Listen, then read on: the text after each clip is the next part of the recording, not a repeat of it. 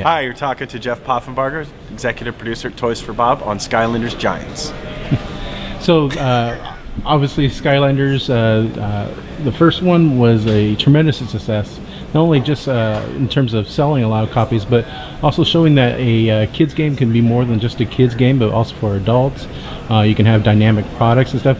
As a company here out here, trying to not only market a new IP, but a IP that's geared towards to kids and families. How critical was that success to you personally? As far as the success to me really comes in while sales figures and stuff are really cool, and I'm not gonna lie, that's awesome. I mean, I'm not necessarily in the job for that. It's more of working with a group of people that I respect and that I like working with, and also working on something that I believe in. It's great because the success of Skylanders allows us to do something like Skylanders Giants. So we're allowed to keep working on the things that we love to work on. But the most important thing is actually just being with a talented group of people that you respect, that makes for coming to work every day, not like digging ditches. Now, how in terms of that period of time when the game is, you guys showed at Toy Fair and got a lot of accolades there. When you guys showed at E3, it caught many by surprise, including myself. And then when the game gets released, how soon after do you guys decide or get the green light to say, yeah, this is definitely something we need more of?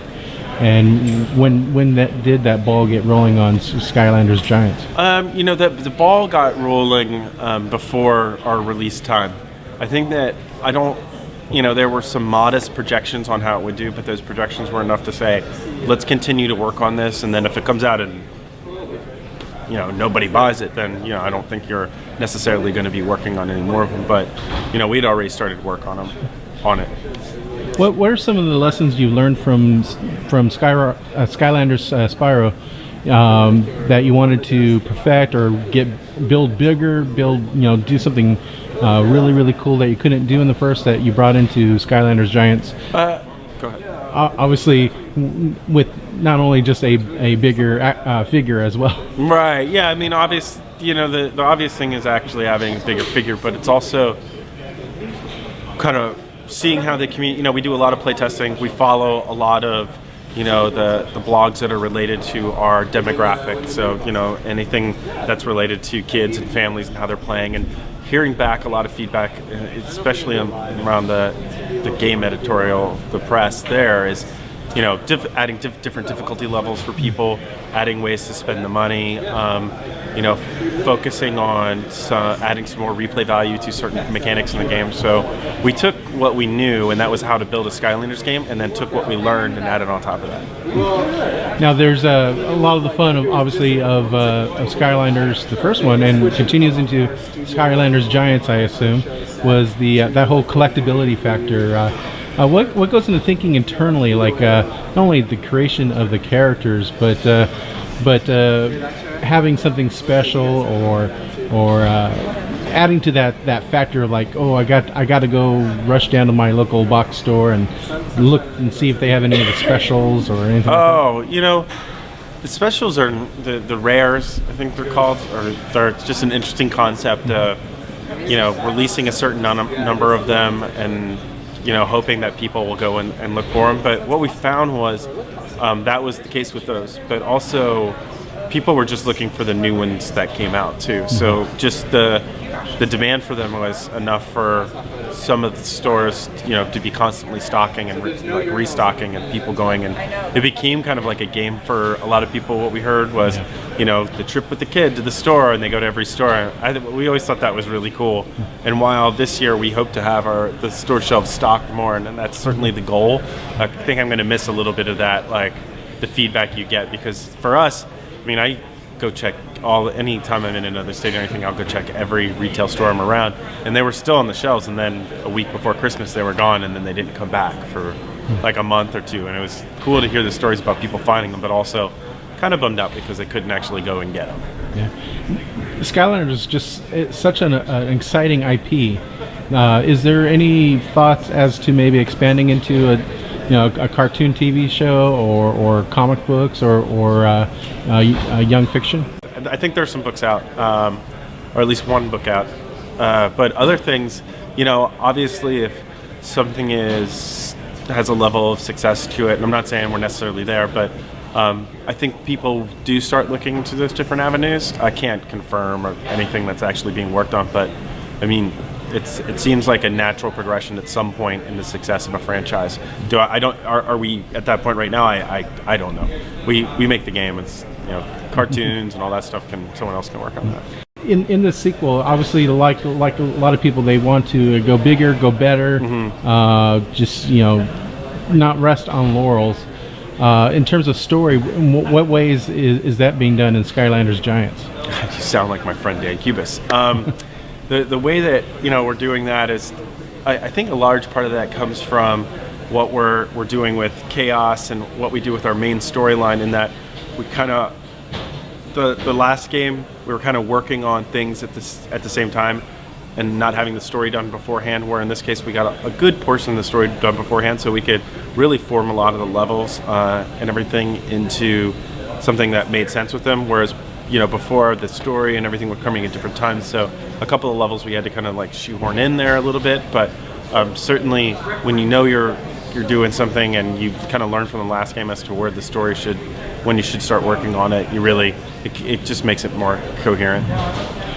Now, there was a great PvP element to the first one that continues into Skylanders Giants, and now there's an additional mode as well. Can you talk a little bit about that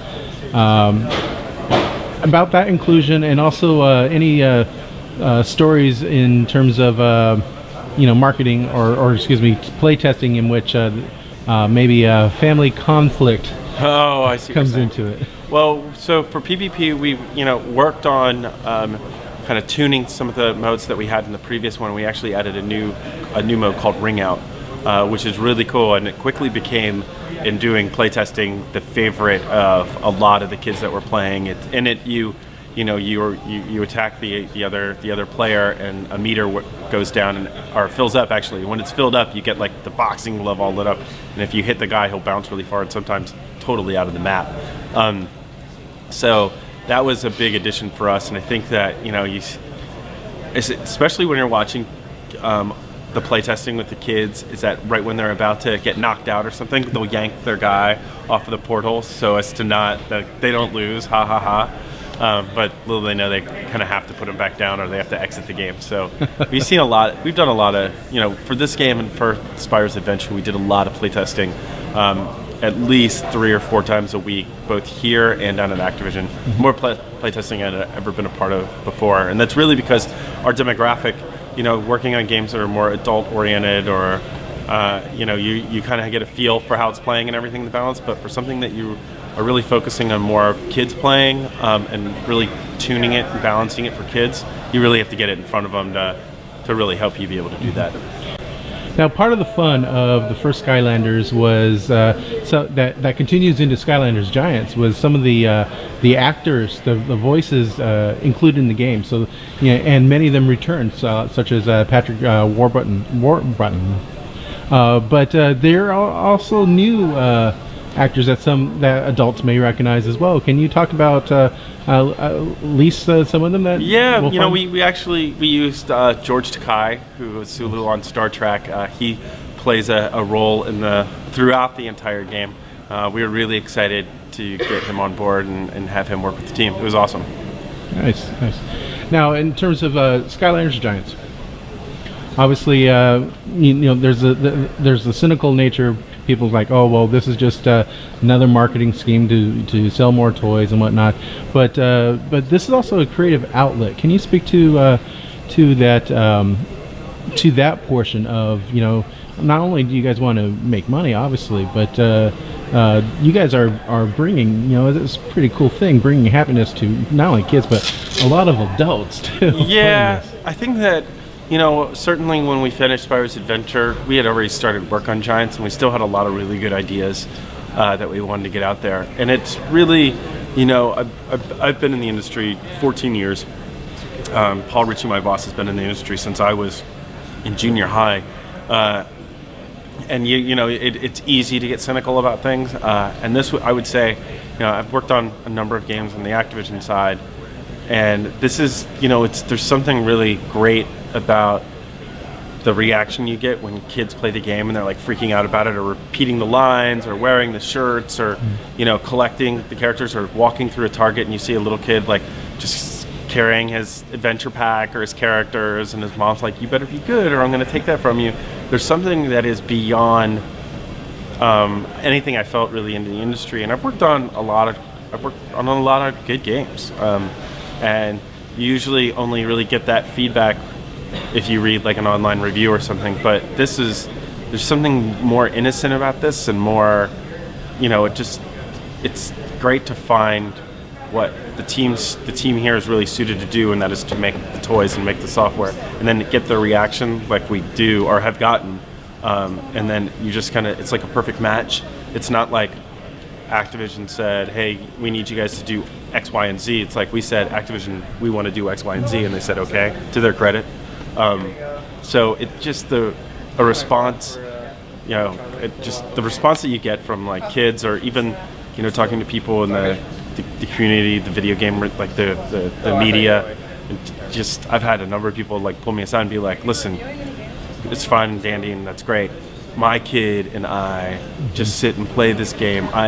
Thank you so much." And it's like, that's the coolest part, like that's, I think, a better measure of success. That's something I feel more pride in like seeing the kid in Target with that's where I find like my inspiration, is just being able to reach that audience. Last question. Obviously, having a hand in Skylanders Giants, you love all your babies, but if you had to choose one of the characters that you have a special fondness for, who would it be and why? Okay, well, it always changes. I've been asked this question a lot, but I've decided that the first one that I always liked was Boomer from the first game. He was my favorite. I played him all the time. It's as you're developing a game, and the first time you see the character, you're not seeing the toy side of it. You just see it in the game, and all the upgrades aren't in, and all the sound's not in, the effects aren't in, the animations aren't quite right. So you kind of like, I don't know if I like this new guy. But then once stuff starts coming along, and like you start holding the new toy in your hand, and you put it on the portal and you rename it, and you play through the whole game with it, and you set it aside. Now I have like my little cache of toys. Like, these are my guys. They have my initials on the bottom. Don't take them anywhere. And then I have my rares in the container, like behind my seat. They're not going anywhere. Like, I'll give the rest away, but I've got my favorites. But Boomer's definitely one of them. Flameslinger would be another. And then of the new ones, trying to think, Crusher, the Giant, I really like. But I'd say Boomer. It was the first love. First love. Nice. Well, congratulations. Thanks so much, Jeff. Thank you.